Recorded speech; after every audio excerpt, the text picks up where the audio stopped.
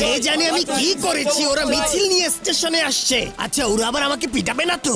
পালাই। স্যার আপনি ভয় পাবেন না, আগে ওদেরকে জিজ্ঞেস করি ওরা কি চায়। আরে এত চিৎকার চেঁচামেচি করছেন কেন আপনারা? একটু শান্ত হন। লাড্ডু সিং স্যার, দুদিন হয়ে গেল আমাদের ফোন লাইন ঠিক নেই, ডিশ নেই, ইন্টারনেট নেই, আমরা কোনো কাজ করতে পারছি না। আমাদেরকে এর কারণ বলুন, কেন এসব হচ্ছে? আর ইন্টারনেট ছাড়া তো আমরা কিছুই করতে পারছি না। সবাই চুপ, সবাই চুপ প্লিজ। আমাদের যোগাযোগ স্যাটেলাইটের সাথে বড় একটা পাথর এসে ধাক্কা খেয়েছে। ওর ভাঙা টুকরো স্যাটেলাইটের সামনে জমা হয়ে আছে, সেই জন্য স্যাটেলাইট কোনো সিগন্যাল পাঠাতে পারছে না। আপনারা কি বুঝলেন? স্যার একদম ঠিক বলেছেন। আর নো কমিউনিকেশন মানে আমরা কারো কাছ থেকে সাহায্য নিতে পারবো না। তবে আমাদের স্যাটেলাইট খুব তাড়াতাড়ি কাজ করতে শুরু করবে, কারণ আমাদের বন্ধু শিবা আর তোর বন্ধুরা ওই পাথরটাকে সরানোর জন্য ইতোমধ্যে রওনা হয়ে গেছে।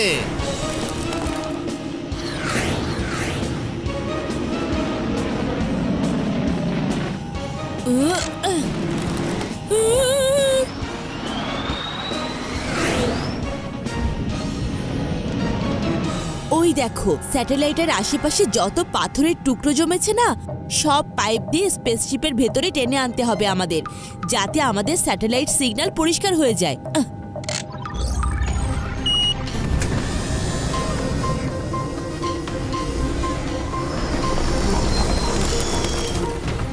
Satellite clear.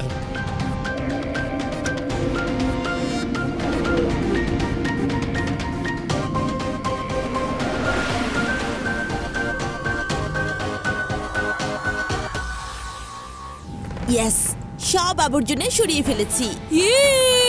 আমরা আবারও টিভি দেখতে পারবো। উদয়, তুমি তো স্যাটেলাইটের জরুরি কাজটাই ভুলে গেছো। এই স্যাটেলাইট আমাদের যোগাযোগ, নেভিগেশন, আবহাওয়ার খবর জানতে অনেক হেল্প করে। যোগাযোগ, নেভিগেশন, এইসব বড় বড় শব্দ শুনতে একটুও মজা লাগে না, কিন্তু টেলিভিশন শুনতে কি মজা লাগে।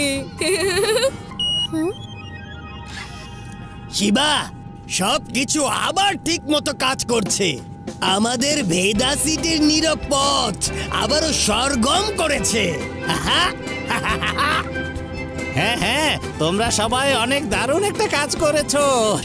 সকালবেলা মা আমাকে দিয়ে ঘর পরিষ্কার করালো, আর এখন এখানে এসে স্যাটেলাইট পরিষ্কার করছি। পুরো দিনটাই আজ পরিষ্কার করেই কেটে গেল।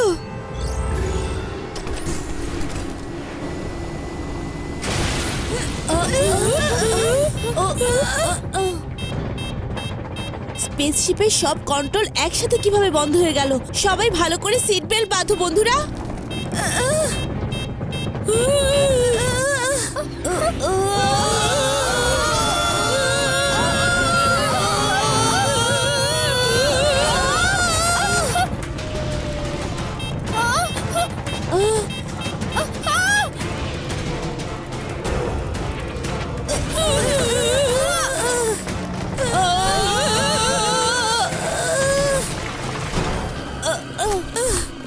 এটা কোন জায়গা? এখানে তো অনেক ময়লা। আমার তো মনে হচ্ছে এটা কোনো একটা জাঙ্কিয়ার্ড। এখানে এত ময়লা কারা জমা করে রেখেছে? এসব দেখে তো সব স্যাটেলাইট আর স্পেস স্টেশনের আবর্জনা মনে হচ্ছে। এর ভেতরে একটা বুস্টার খুঁজে পেলে খুব ভালো হতো। স্পেসশিপ ঠিক করে ভেদাসে পৌঁছাতে হলে বুস্টারের দরকার আমাদের।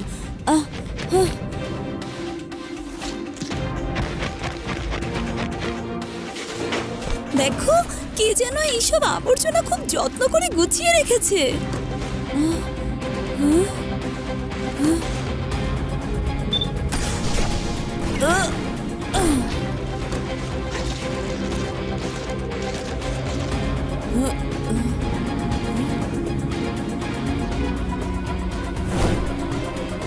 আরে বাহ, এটার সাহায্যেই আমাদের বুস্টার আবারও চালু করতে পারবো।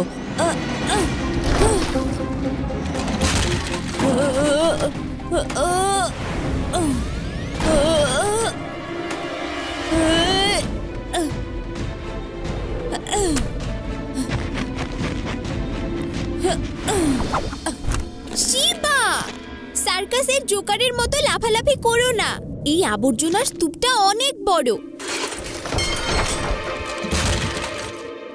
এত বড় জিনিস আমরা স্পেসশিপ পর্যন্ত কিভাবে নিয়ে যাব শিবা? হ্যাঁ হ্যাঁ, নেব নেব রেবা। সার্কাসের জোকার শিবা তোমাদের জন্য একটা দ্বিতীয় উপায় বের করে ফেলবে।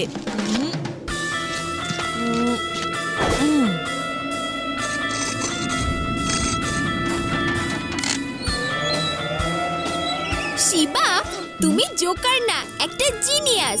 এত কঠিন সমস্যার সমাধান এত সহজে করে ফেললে।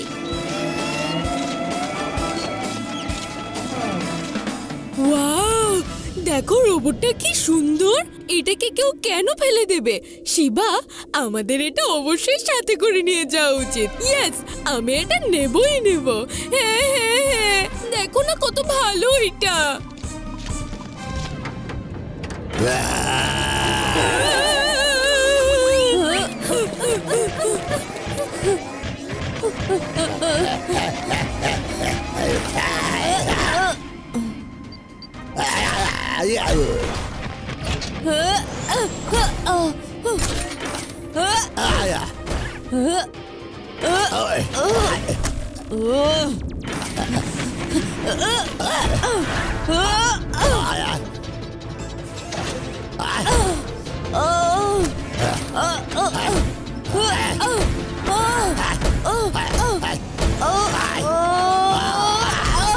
কিছুতেই তোমাকে ছাড়বো না।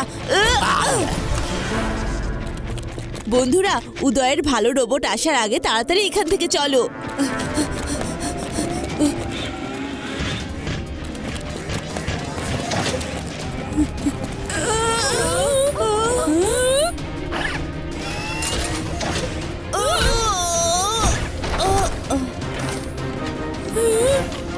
শিবা,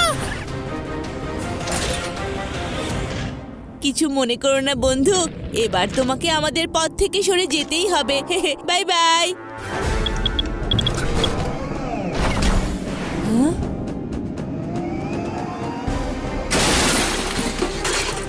চলো সবাই।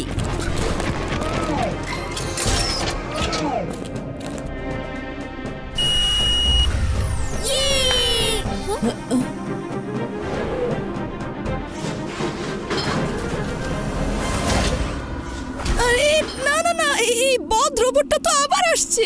তাড়াতাড়ি করো শিবা। বুস্টার লেগে গেছে, কিন্তু এর শক্তি এখন কম, কিন্তু আমাদের পৃথিবী পর্যন্ত নিয়ে যাওয়ার জন্য যথেষ্ট। চলো সিস্টেমটা চেক করো।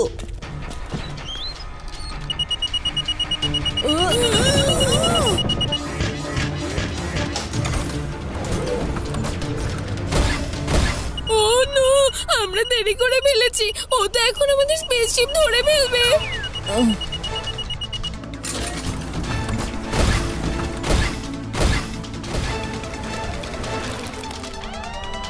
ও নো, এই রোবটের ভাইব্রেশনের কারণে আমার স্পেসশিপের উপর পুরো আবর্জনা এসে পড়ার সম্ভাবনা রয়েছে। তাহলে আমরাও এখানে চাপা পড়ে থাকবো। আমাদের এক্ষুনি উঠতে হবে।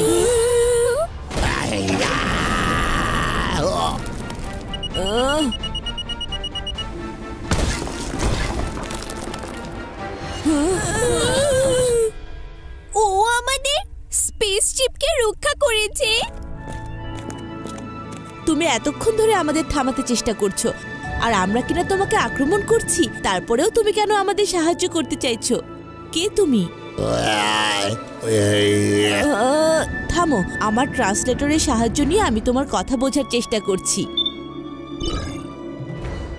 আমি হচ্ছি জ্যাঙ্কপোর্ট। আমি এই জায়গা পরিষ্কার করে রাখি। মহাশূন্যের সব আবর্জনা এখানে আসে। আমি ভেবেছিলাম তুমি জ্যাঙ্ক চোর, বুস্টার চুরি করতে এসেছো, কিন্তু তুমি বুস্টারটা স্পেসশিপ ঠিক করার কাজে লাগিয়েছো। তার মানে তুমি চোর নাও।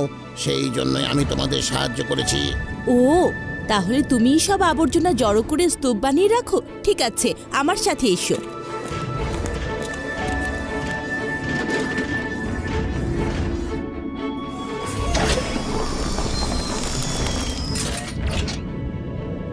থ্যাঙ্কস আমাদের মহাশূন্যে পাওয়া আবর্জনা স্পেসশিপ থেকে নিয়ে তোমাদের প্ল্যানেটে রেখে আমাদেরকে সাহায্য করার জন্য। দেখেছো, আমি বলেছিলাম না ওই রোবটটা অনেক ভালো। আমরাও চেষ্টা করব যাতে আমরা নিজেরা বেশি আবর্জনা সৃষ্টি না করি আর নিজের ঘরের মতো স্পেসশিপের আবর্জনাও নিজেরাই পরিষ্কার করি।